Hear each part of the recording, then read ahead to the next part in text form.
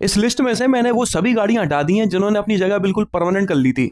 हर किसी गाड़ी का अपना अपना रोना धोना था, किसी का मूड नहीं था इस लिस्ट से बाहर जाने का। किसी गाड़ी का कहना था कि भाई मुझे पैदा करके ही भूल गए हैं, किसी का कहना था कि भाई मुझे बच्चों के खिलौने की तरह बना दिया, कोई खरीदता ही नहीं है।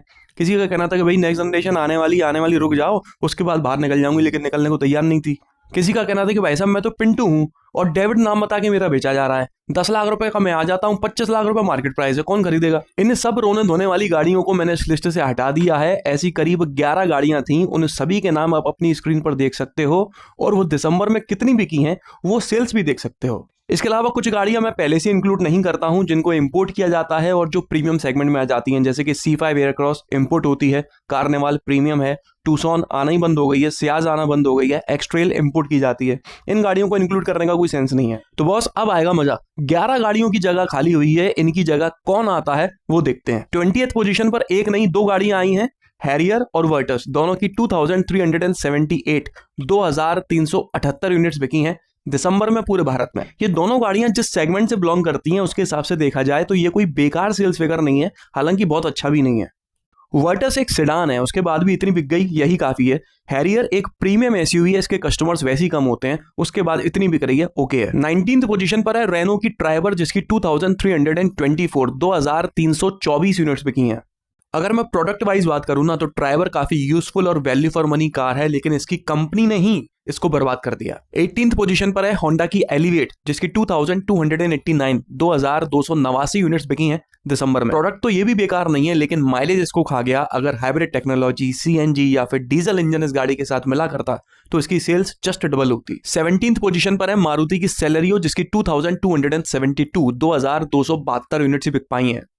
सेलेरियो के ना बिक पाने के पीछे का कारण मारुति की ही दूसरी गाड़ी है वैगनार, जिसमें उतने ही पैसों में या उससे भी कम पैसों में बेहतर पैकेज मिल रहा होता है। रही बात रोड प्रेजेंस और शक्ल की, तो वो तो दोनों गाड़ियों की खराब है। 16th पोजीशन पर है मारुति की इग्निस, जिसकी 1910 यूनिट्स बिकी हैं। अगर मैं बात करूं ना कि मुझे मारुति की कौन कौन सी गाड़ियां पसंद है, वैसे तो कुछ ही पसंद है, लेकिन उनमें से एक इग्निस जरूर है। हाल फिलहाल तो इस गाड़ी में उतना अच्छा पैकेज नहीं मिल पाता है, ना ही फीचर्स ना ही माइलेज जो मारुति की दूसरी गाड़ियों में मिल जाता है, लेकिन काफी लंबे समय तक ये कम बजट में दूसरी गाड़ियों से बेहतर पैकेज दे रही थी। मारुति ने जानकर इस गाड़ी को अभी तक अपडेट नहीं किया है, वही पुराना वाला इंजन मिल रहा है। हालांकि वो चलता बहुत बढ़िया है इंजन, लेकिन माइलेज अभी भी उतना ही देता है 20-21 का, जबकि बाकी गाड़ियां मारुति की 25 के आसपास पहुंच चुकी हैं। 15th पोजीशन पर है निसान की मैग्नाइट, जिसकी 1902 यूनिट्स बिकी हैं। आमतौर पर यह गाड़ी आपको किसी भी लिस्ट में नजर नहीं आएगी, क्योंकि इसकी सेल्स ही उतनी होती है, ना बहुत कम ना बहुत ज्यादा। वो तो आज हम लोगों ने इसको पकड़ लिया बस। 14th पोजीशन पर है फॉक्सवैगन की टाइगोन, जिसकी 1778 यूनिट्स बिकी हैं। अभी पिछले 2-3 महीने से आप लोग नोटिस कर रहे होंगे कि फॉक्सवैगन की गाड़ियों की बिक्री में थोड़ा इंप्रूवमेंट देखने को मिला है। ऐसा कुछ खास नहीं हुआ है, ऊपर से कोई प्रसाद नहीं मिला इन लोगों को। असल में इन लोगों ने अपनी गाड़ियों पर भारी भड़कम डिस्काउंट दिया है इस फेस्टिव सीजन में, जिस वजह से इनकी सेल्स में इंप्रूवमेंट दिखा है। 13th पोजीशन पर है टाटा की सफारी, जिसकी 1446 यूनिट्स बिकी हैं। आमतौर पर लोग बात कहते हैं कि बॉस आप हैरियर और सफारी को अलग अलग क्यों बताते हो, ये दोनों एक ही गाड़ियां हैं, बस 2 सीट का ही तो अंतर है, इसको कंबाइन करके बताया करो। बात लॉजिकली सही है, लेकिन जिन जिन गाड़ियों का सेल्स फिगर मेरे पास सेपरेट होके आता है मैं वैसा बता देता हूं। जिनका कंबाइंड आता है, जैसे कि हेक्टर और हेक्टर प्लस का कंबाइंड आता है, तो पता नहीं चल पाता कौन सी कितनी बिकी है, तो मैं उसको ओवरऑल कंबाइन करके बता देता हूँ। जैसे कि अल्कजार और क्रेटा का अलग आता है तो मैं अलग ही बताता हूँ, सफारी और हैरियर का अलग आता है तो मैं अलग ही बताता हूँ। 12th पोजीशन पर है रेनो की काइगर। इस गाड़ी को भी अभी हाल ही में अपडेट किया गया है, लेकिन सेल्स में अपडेट के बाद में कोई इंप्रूवमेंट नहीं है। 1152 यूनिट्स ही बिकी हैं। रेनो वाले यार 4-5 साल पहले तक कितना बढ़िया काम कर रहे थे, ये कंपनी काफी ग्रो कर सकती थी, नए प्रोडक्ट्स लॉन्च कर रहे थे, पुराने प्रोडक्ट्स को अपडेट कर रहे थे। पता नहीं क्या हुआ, अचानक से एकदम से गहरी नींद में चले गए। लोगों ने देखा हाँ भाई सो रहे हैं, सोने तो डिस्टर्ब नहीं करते हैं, खरीदने ही बंद कर दिया इनकी गाड़ियां। 11th पोजीशन पर है मॉरिस गैराज, जिसकी हेक्टर, जिसकी 1147 यूनिट्स बिकी हैं। आप लोगों को इनकेस अगर नहीं पता तो बता दूं कि अभी हाल ही में हेक्टर का फेसलिफ्ट लॉन्च हुआ है। शुरुआत में पेट्रोल में लॉन्च हुआ था और आज ही इसके डीजल इंजन के प्राइसेस रिवील हुए हैं। पेट्रोल इंजन में ये 2 लाख रुपए सस्ती लॉन्च की गई थी। जब इसे पहली बार इंडिया में लॉन्च किया गया था तब से भी सस्ते प्राइसेस में इसे अब लॉन्च किया गया था, उसके बाद भी ये 11th लीस्ट सेलिंग कार है। हेक्टर पेट्रोल में वैसे ही कौन खरीदता है यार, सिंगल फिगर में माइलेज देती है, कौन ही खरीदेगा। आप चाहे 2 लाख सस्ता दे दो या 3 लाख, तेल तो हमें ही भरवाना है। 10th पोजीशन पर है किया की सायरोस, जिसकी 1116 1116 यूनिट्स बिकी हैं। किया वालों ने इतनी सारी गाड़ियां मार्केट में लॉन्च करी और लगभग हर कोई हिट हुई है अपनी अपनी सेगमेंट के हिसाब से देखा जाए तो। कार्निवाल तक इतनी महंगी आती है, उसके बाद भी उसकी सेल्स अच्छी है सेगमेंट के हिसाब से। लेकिन सायरोस जो उन्होंने वैल्यू फॉर मनी पैकेज दिमाग में रखकर लॉन्च किया था, उसके बेस वेरिएंट में ही आपको इतने सारे फीचर्स मिल जाते थे। सोनेट और सेल्टोस के बीच का गैप पूरी तरह से फिल कर रही थी, लेकिन उतनी ही बुरी तरह से ये प्रोडक्ट फेल हुआ है मार्केट में। और उसके पीछे का सबसे बड़ा रीजन है इसकी डिजाइन और यूजर रिव्यूज। 9th पोजीशन पर है टाटा की कर्व। इसकी कहानी भी कुछ कुछ सायरोस जैसी मिलती हुई है, काफी सोचा समझा हुआ वेल प्लान्ड प्रोडक्ट है, नया कुछ एक्सपेरिमेंट भी किया साथ में, लेकिन बुरी तरह से फेल हो गया।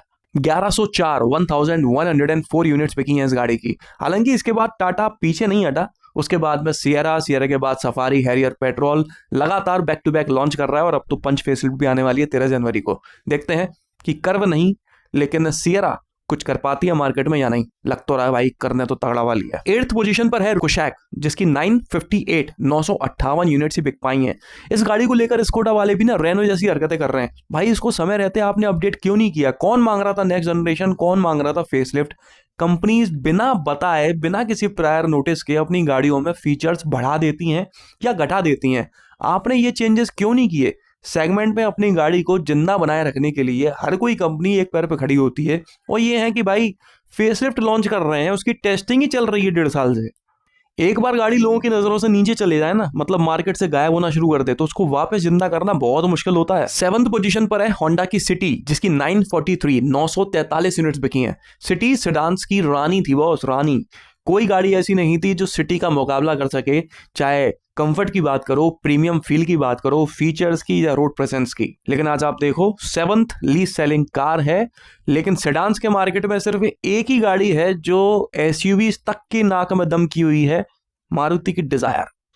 टैक्सी यूनियन जिंदाबाद। 6th पोजीशन पर है टाटा की टिगोर, जिसकी 775 यूनिट्स ही बिक पाई हैं। 5th पोजीशन पर है मारुति की जिम्नी, जिसकी सिर्फ 757 यूनिट्स ही बिक पाई हैं। पहले मैंने सोचा था कि इस गाड़ी को भी इस लिस्ट से हटा देता हूं, लेकिन पता नहीं क्यों मेरा मन नहीं माना, देखने में बड़ी क्यूट सी लगती है ना।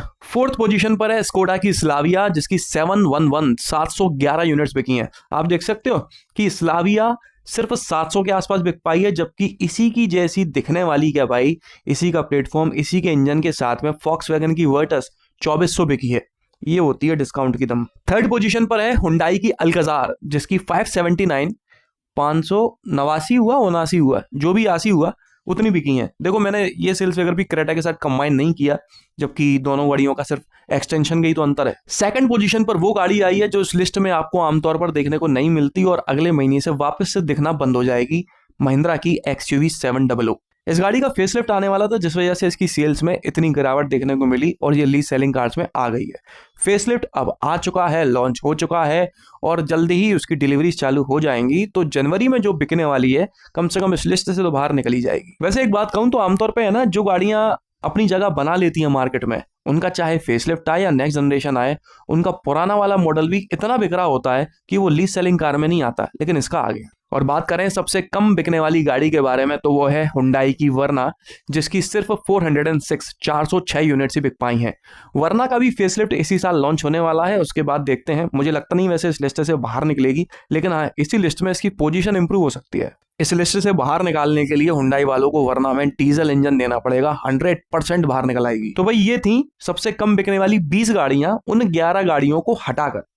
तो बॉस, किसी भी तरह से आपको ये वीडियो पसंद आया हो इसे लाइक कर दीजिएगा, इस चैनल को सब्सक्राइब कर लीजिए और ऑल नोटिफिकेशन पर टैप करना ना भूलना। आपका दिन शुभ रहे, धन्यवाद।